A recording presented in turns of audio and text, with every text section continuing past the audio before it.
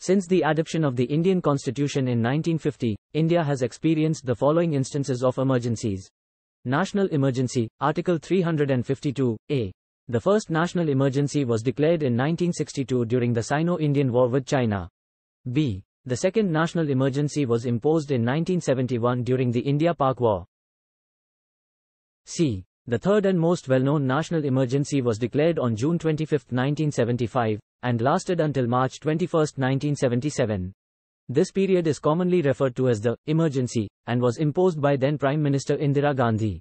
State Emergency, President's Rule, Article 356. The provision of President's Rule has been invoked numerous times in different states. The exact number of times can vary as it depends on the political circumstances and the functioning of state governments.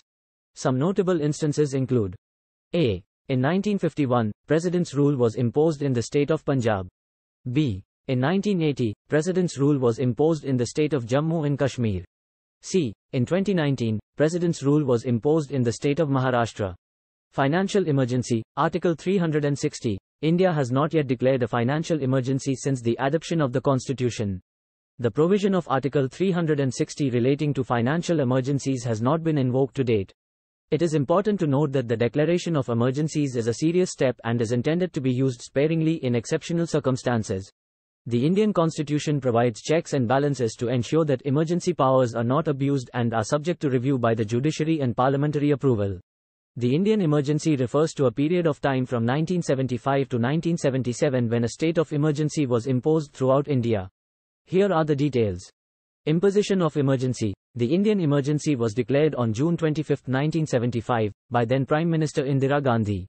The emergency was proclaimed under Article 352 of the Indian Constitution, which grants the President the power to declare a state of emergency if there is a threat to the security of the nation. Reasons for imposition. The official reason cited for imposing the emergency was the internal disturbance caused by political unrest and threat to law and order. However, it is widely believed that the emergency was primarily a response to the legal challenges and political opposition faced by Indira Gandhi's government after a court invalidated her election. Suspension of rights. During the emergency, many fundamental rights of Indian citizens were suspended.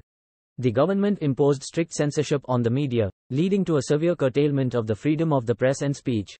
The right to personal liberty and protection against arbitrary arrest and detention were also significantly curbed. Political opponents and activists were arrested without proper legal recourse, leading to widespread human rights violations. Role of the executive. During the emergency, the power of the executive branch, particularly the Prime Minister's office, was greatly enhanced. Indira Gandhi's government exercised significant control over the bureaucracy, judiciary, and state governments. Political dissent was suppressed, and the Prime Minister's decisions went unchallenged. Constitutional options. Despite the authoritarian nature of the emergency, there were still constitutional options available to challenge its imposition. A. Judicial review. The Supreme Court of India had the authority to review the validity of the emergency. However, during the emergency, several Supreme Court justices were appointed who were considered loyal to the government, leading to limited judicial intervention. B. President's Rule. Under Article 356 of the Indian Constitution, the President has the power to impose President's Rule, which involves dismissing an elected state government and imposing direct central rule. This provision could have been used by the opposition-controlled state governments to resist the emergency. C. Constitutional amendments. The Indian Constitution can be amended through the prescribed process outlined in Article 368. Opposition parties and activists could have sought to introduce amendments to curb the powers of the government and protect civil liberties. End of the emergency. The emergency was lifted on March 21, 1977, after widespread protests and growing opposition to Indira Gandhi's government. In the subsequent general elections held in 1977, the ruling party suffered a significant defeat, and a coalition government led by the Janata Party came to power. The Indian emergency remains a significant event in India's political history, serving as a reminder of the importance of upholding democratic values, fundamental rights, and the separation of powers.